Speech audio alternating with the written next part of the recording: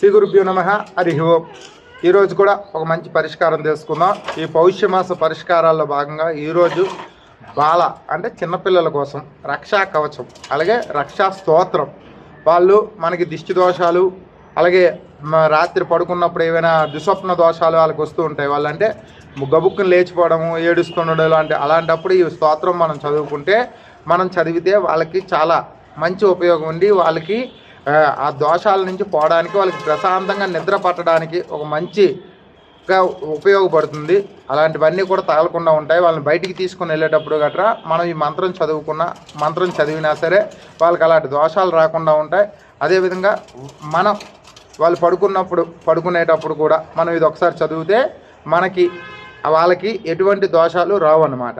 అంటే దుస్వప్నాలు గట్రా రావు. వాళ్ళు లేచిపోయి అరడాలు, ఏడుపులు ఇలాంటివన్నీ కూడా చేయరాను. చిన్నపిల్లలకి 1 నుంచి అంటే నెలల పిల్లల నుంచి దగ్గర 5 సంవత్సరాల వరకు కూడా ఇది చదవచ్చు ప్రతినిత్యము కూడా. శ్రీమాత్రే నమః. స్వప్న దృష్టా మహోత్పాత వృద్ధ బాలాగ్రహాచయే సర్వే నశ్యంతు తే విష్ణోర్నామ గ్రహణాభీరవః.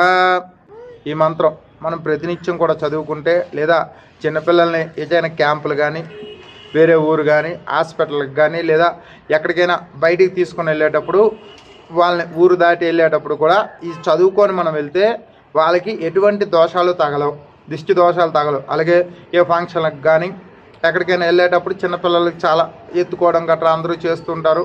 దిష్టి దోషాలు ఉంటాయి, అలాగే నరదోషాలు ఉంటాయి. అలాంటివన్నీ కూడా తగలకుండా ఉండడానికి ఇది మంచి మంత్రం అన్నమాట. మరోసారి మీకోసం చూసే చదవండి, చూడకుండా వద్దు. స్వప్న దుష్టా మహోత్పాత వృద్ధ బాలాగ్రహాచయే సర్వే నశ్యంతు తే విష్ణు నామ గ్రహాణభీరవః.